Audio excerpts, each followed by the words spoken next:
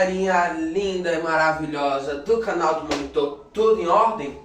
Hoje, como prometido, no Maratonando na História, nós iremos, na verdade, retomar um assunto que ficou em aberto lá na nossa teleaula de Primeira Guerra Mundial, que é ali o que levou a Rússia a sair da guerra, da Primeira Guerra Mundial.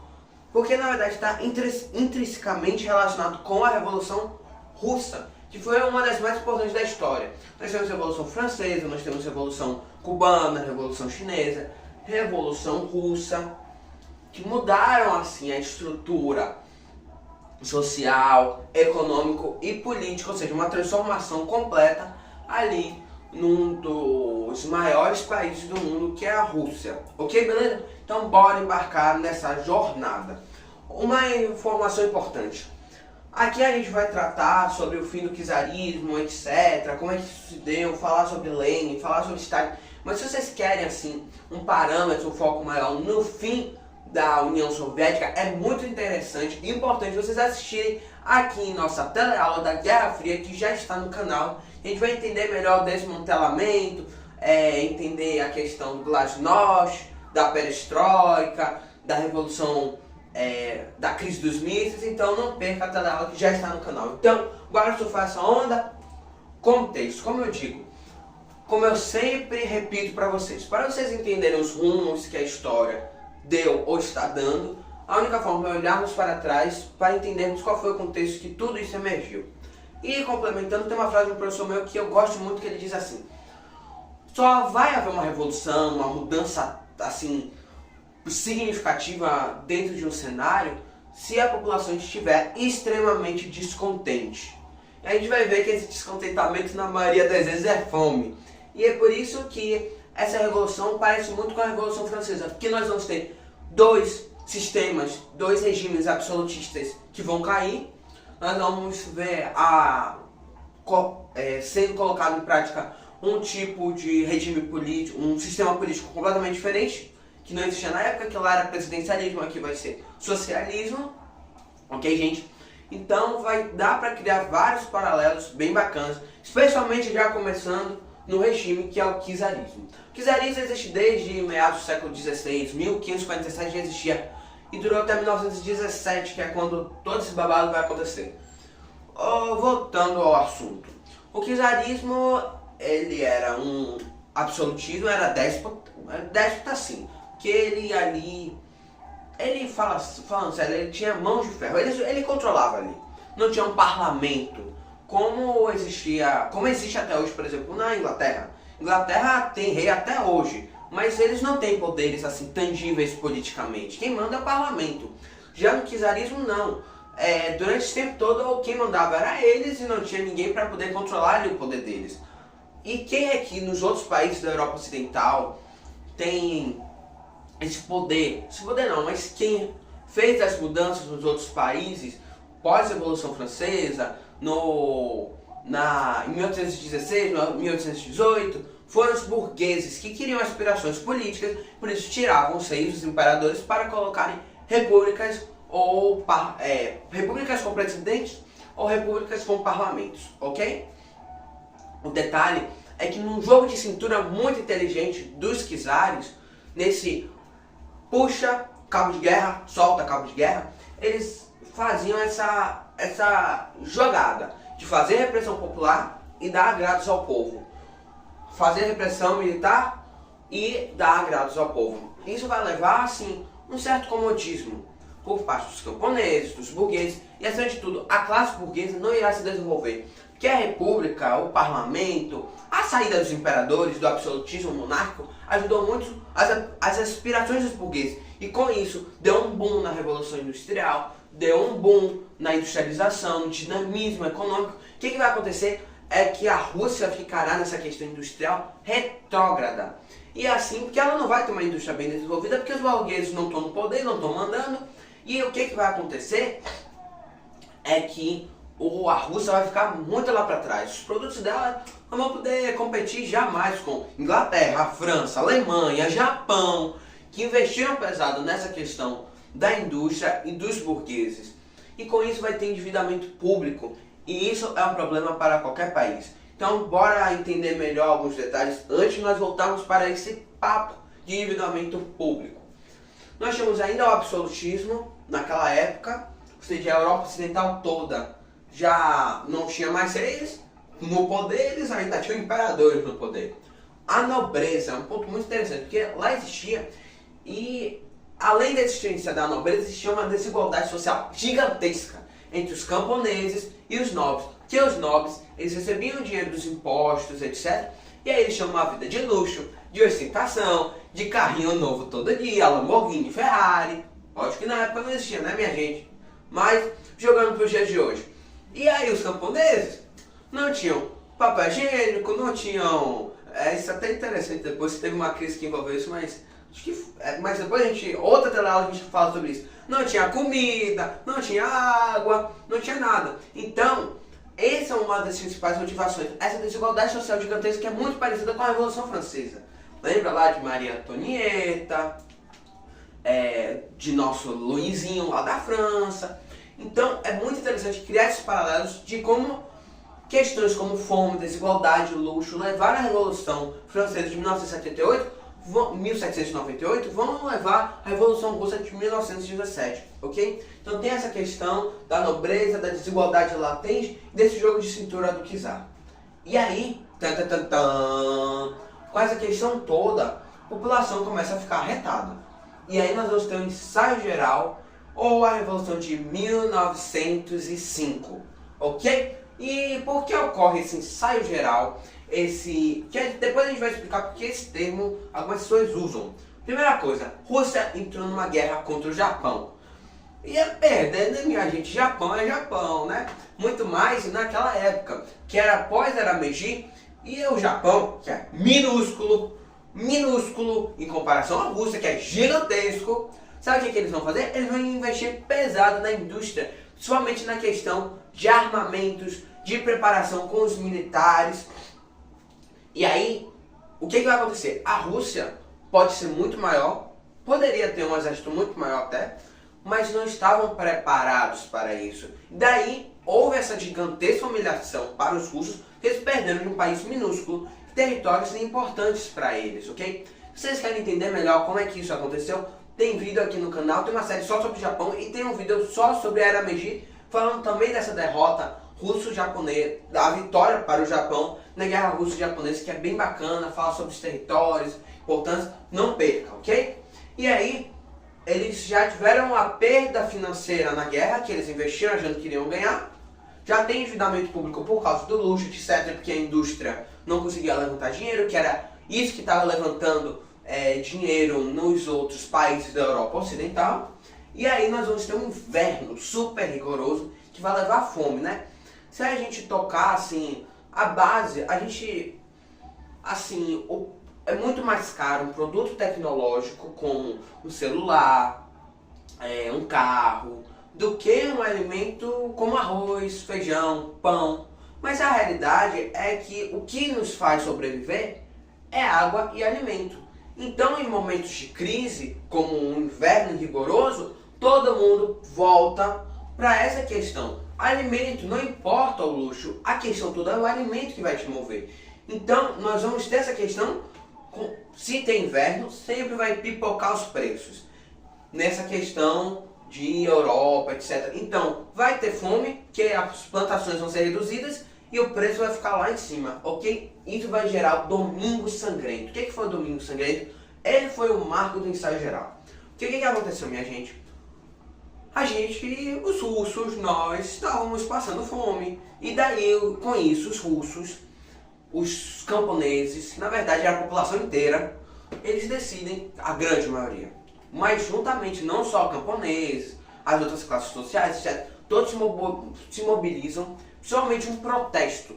Todo mundo já não estava gostando mais do que isso eu não falo. Mas ali em São Petersburgo, que era a capital da Rússia, não era Moscou, eles então decidem invadir, criar uma mobilização ali no Palácio do Rei, ok? Então essa mobilização vai gerar um conflito entre os soldados ali do rei, do imperador Nicolau II e da população. E aí vai ter um choque muita gente vai morrer. Muita gente vai morrer, isso vai gerar, assim, uma calamidade pública, assim, todo o foco vai ficar nessa questão. E aí a população que não tinha ainda se mobilizado vai se mobilizar. E aí, com medo, olha essa casa de Nicolau, preciso dar agrado ao povo, Nicolau II, o que ele vai fazer? Ele vai criar a Duma, que seria o parlamento. Então o poder dele seria diminuído, seria controlado e poderia agora ficar na mão do povo. Então, fim da história, bye bye, foi bom? Seria bom demais se fosse assim. E possivelmente não teria nem União Soviética, nem Revolução Russa, nada disso.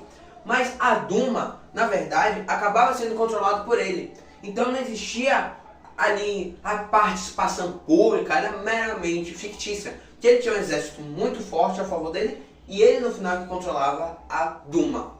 Ok? Beleza? Mas, tentando porém, contudo, todavia, dentro desse contexto vão surgir os sovietes. Sovietes são como se fosse ali organizações, pequenas organizações, conselhos, no qual se mobilizaram, sim, o proletariado, ou seja, a população que trabalhava na indústria principalmente. Lógico que depois vão entrar camponeses, etc. Então os sovietes vão começar a ser esses mini comitês que vão surgir e vão começar a mobilizar algumas coisas.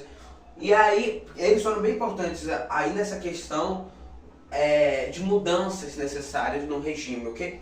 E então os soviéticos sempre vai estar voltando nesse assunto, porque eles viraram, assim, a figura da revolução, da mudança soviética. Por isso que depois vai ter União Soviética, vai ter todo o poder aos sovietes, ok? Beleza? Então nós temos a criação desse novo grupo agora de mobilização. É como se fosse um partido, como se fosse, mas não é um partido político. Porque partido político é isso daqui, minha gente, ok? E aí, Rússia entra na Primeira Guerra Mundial, na Tríplice Entente, que é o que, minha gente? Inglaterra, França e Rússia, ok? Ele entra na guerra, o que vai acontecer, né? A Alemanha com duas frentes, atacando o Oriente e o Ocidente. O que vai acontecer? A Rússia vai estar perdendo, igual a Tríplice Entente inteira, vai estar mais endividado e vai dar mais B.O. O que isso vai levar? Vai levar ao retorno do descontentamento popular. Mas aí, diferente do ensaio geral, sim, porque ensaio geral já não deu em nada, efetivamente. Mas ali a Rússia não, o czar já percebeu que a Rússia poderia se mobilizar, a população poderia se mobilizar. E sabe o que isso vai levar? Agora que a população já tinha mais ou menos uma ideia de como é que funcionava, já tinha mais ou menos agora uma visão das suas aspirações políticas, etc. Quando acontecer em 1917, vai acontecer pra valer. Então nós temos esses 4 grupos, 4 partidos principais da Rússia. O Partido dos Cadetes, o Partido Comunista, o Menchevique e o Bolchevique. Os cadetes queriam um governo republicano que nem os outros países, republicano burguês, democrático burguês, perdão minha gente, democrático burguês, que nem os outros países da Europa Ocidental. O comunista queria o comunismo mais ao pé da letra de Karl Marx, ou seja, deixa aí mesmo, cada um vai se organizando aos poucos, todo mundo vai ter bem dividido e acabou, ponto. Nós temos os mencheviques, que na verdade menchevique significa partido branco. Por isso que a gente vai ter o exército branco, nós vamos ter a Revolução Branca. Mencheviques, eles queriam assim, inserir a ideia de Karl Marx, mas eles falavam assim, não, antes a gente precisa do capitalismo, ok? Então a gente vai precisar de uma fase capitalista e depois a gente vai para a proposta de Karl Marx. E eles eram bem moderadinhos, eles eram bem de boa. E nós temos os bolcheviques, que se o menchevique era moderado, o bolchevique era extremista. Extremista não, radical. Porque o que eles queriam era logo uma revolução, uma mudança, inserir de qualquer jeito, de qualquer maneira, essa ideia do socialismo, ok? E eles, como a questão que eu já tinha comentado, eles são diferentes do Partido Comunista. Tem uma leve diferença, porque eles queriam uma mudança brusca, rápida, ali uma revolução, cabum e cabum, ok? E tudo isso com a Primeira Guerra Mundial, com endividamento, fome, crise. E nós temos aí a Revolução de Fevereiro de 1917. Mas o interessante é que muitos desses daqui, dos bolcheviques, como Tio Lenin, Tio Stalin, Trotsky, estava todo mundo lá fora, ninguém estava na Rússia. Quem estava na Rússia era menchevique, era cadetes, era o Partido Comunista, mais ou menos, mas quem estava mais eram os cadetes dos mencheviques, porque eles eram moderados, o czar não botou para fora, ok? Então, na verdade, quem vai fazer a Revolução de Fevereiro de 1917 é a população, mais os cadetes e os mencheviques. O que vai acontecer? Diante desse colapso econômico, eles vão se mobilizar, eles realmente vão fazer uma super mobilização, e dessa vez o exército não vai contra, ele também entra a favor da população, dessa marcha que vai ter. Nicolau II então decide abdicar, ele não estava também muito afim de governar, então ele abdica de boa, é muito parecido um pouco com Dom Pedro II, ok? Os dois abdicaram, não teve tanto tralelé, acabou, todo mundo em paz, e aí nós vamos ter um governo provisório que vai ter a Duma, etc. E isso é chamado da Revolução Branca. A história podia ter acabado aí, mas vai ter muito sangue antes. E o que vai acontecer? A Revolução Branca, ela estava tendo uma série assim, de discussões, porque tinha um monte de partido completamente estranho, oposto do outro nesse balaio. Mas aí vão começar a retornar todo esse povo bolchevique, ou os comunistas, ou alguns cadetes ou mencheviques que foram expulsos da Rússia, mas quem foi mais expulso foi comunista e bolchevique mesmo, esses dois partidos. Daí eles vão retornar, Lenin, esse povo todo vai retornar, e aí vai falar, rapaz, não vai dar pra mim não, eu preciso começar a me mobilizar. E isso que vai levar à Revolução de Outubro de 1917. Que aqui nesse meio tempo, eles estavam, na verdade, estavam caminhando para ser o capitalismo e para ser uma democracia, ok? Que eles estavam investindo na industrialização, etc. Então, na verdade, eles estavam começando a dar os passos que os outros países da Europa Ocidental deram. E aqui, os que retornaram desse exílio não estavam gostando disso, porque eles queriam suas ideias, lógico, né? E daí, então, e a população também está ficando retada porque o governo provisório não tirou a Rússia do poder, ou não tirou a Rússia da Primeira Guerra Mundial. E esse era meio que assim, um dos pontos que impulsionou tanto a Revolução de Fevereiro de 1917, que era a Rússia sair da guerra. Detalhe que eles sabiam, né, o governo provisório, que daqui a pouco a guerra iria acabar e daqui a pouco os Estados Unidos iria chegar e que, quer dizer, seria muito melhor para a Rússia ter permanecido. Por quê? O que vai acontecer? Porque logo em seguida eles iriam ganhar a guerra. Mas não é isso que vai acontecer. Então eles não saíram da guerra, a fome continuou, a crise também continuou, que também não dá para mudar nada em menos de 4 meses, né? E aí nós vamos ter a Revolução Vermelha. Mas antes da Revolução Vermelha nós temos as Teses de Abril, que é um documento que Lenin vai começar a escrever com o objetivo de realmente seria uma espécie de conscientização da população, falando que o governo, assim, que os bolcheviques estavam querendo adotar seria melhor e etc. E acima de tudo prometendo promessas assim gigantescas para a Rússia, para a população, como o slogan todo poder aos sovietes, paz, pão e terra. Então nós vamos ter essa insurgência ali minando o governo. E aí com essa super mobilização, a população vai apoiar e aí eles vão tomar quase uma espécie de golpe. Eles vão tomar o governo provisório, que é a Revolução Vermelha. Fim da história? Ainda não, porque vai ter muito sangue. O que vai acontecer? Lenin entra e vai colocar um monte de medidas socializantes. Então, não pode ter mais nenhum símbolo do czar, não pode ter mais nenhum símbolo, eu vou retirar a terra e os títulos dos nobres, da igreja, bora dividir as terras. Então ele vai tomar uma série de medidas socializantes. E a mais importante de todas, que não era socializante, mas para o povo era a festa, que finalmente poderiam retornar para a guerra, da guerra para um momento aí de sossego, de paz, seus entes queridos, Tratado de Brest-Litovsk, que foi muito ruim para a Rússia, que eles perderam territórios importantes e ainda por cima não garantiram nenhum prêmio de ter passado não sei quanto tempo na guerra. Era só eles terem esperado mais um pouquinho, que para eles seria muito melhor. E aí vai gerar uma guerra civil entre Exército Branco e Exército Vermelho.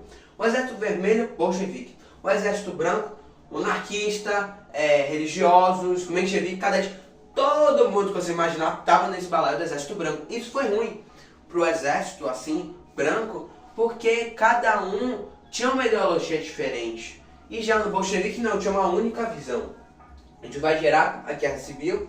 E uma das táticas que os bolcheviques utilizaram para conseguir manter a guerra civil, assim, ter mais força na guerra civil, é o comunismo de guerra, que era a propaganda, etc., para fazer com que a população participasse da guerra, se alistasse e também desse parte dos seus alimentos, etc., para o exército, ok? Eles vão ganhar a guerra, os bolcheviques vão ganhar, e aí Lenin no poder ele vai começar a fazer uma série de medidas. O NEP, que é o novo plano econômico, que na verdade, olha que interessante, ele vai barrar as medidas, barrar não, mas ele vai parar a caminhada que ele estava tendo para as medidas socializantes na Rússia, ele vai colocar medidas capitalistas.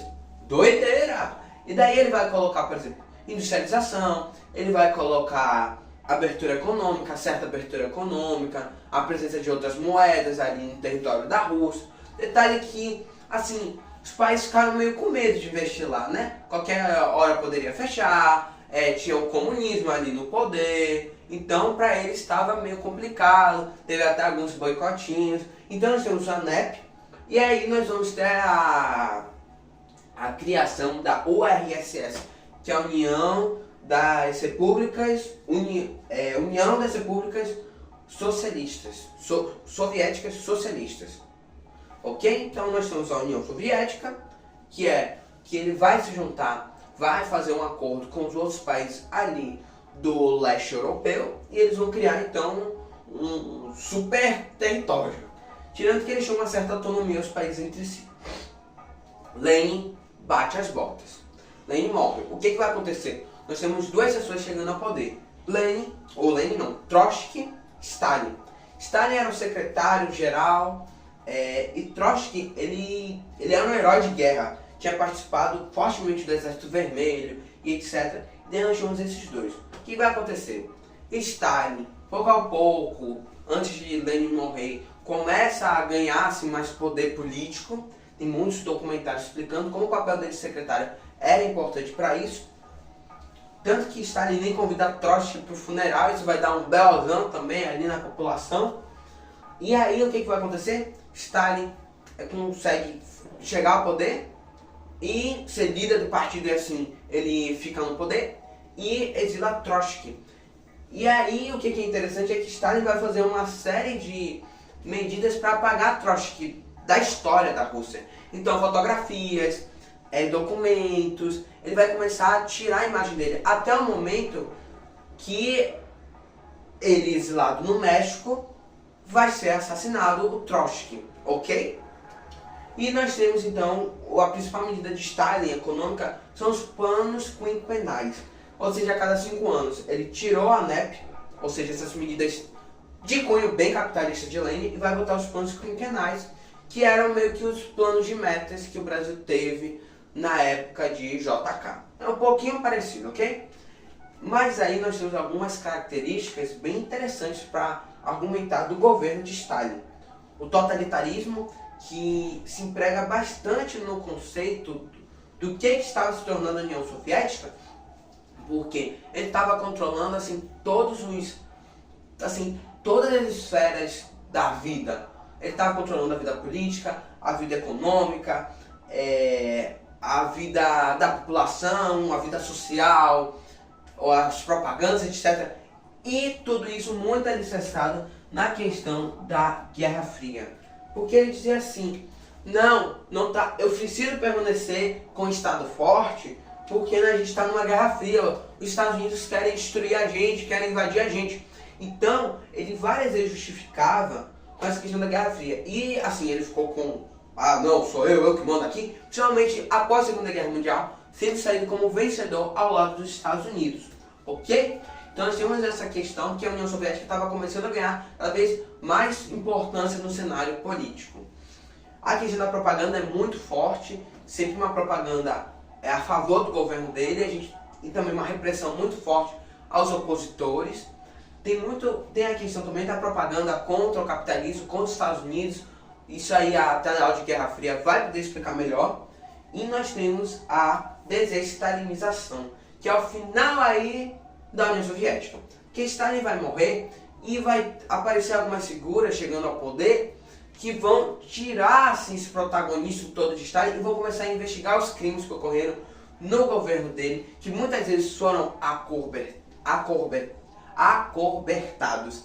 Que é um exemplo, por exemplo, do relatório Khrushchev aí, que é de Gorbachev, da época de Gorbachev. Então a gente vai ter essa figura começando a ficar meio assim revelada para o público. Gente, foi isso daqui a Revolução Russa. Então a gente vai ver como uma má administração do governo levou ao surgimento de tudo isso, ok? Então é muito interessante porque essa história é cheia de reviravoltas, ok? E daí vai ter um momento que em 1991 a União Soviética será desmantelada, ok? E isso é bem assim, algumas pessoas colocam que foi em 1989 com a queda do Muro de Berlim. Outras pessoas falam na data oficial mesmo que acabou, que foi em 1991. Então nós vemos uma história do czarismo que foi de 500 anos, a gente vê uma história de quase 100 anos, né, de 1917 a 1991, foi quase uns 80 anos, e como é que essa história pode ser resumida aqui no canal do Monitor. Gente, se vocês gostaram da aula de hoje, deixa um like, se inscreva no canal, aperte no sininho e mande para outras pessoas, compartilhe para que o nosso projeto cresça cada vez mais. Então, gente, até a próxima teleaula e um feliz ano novo!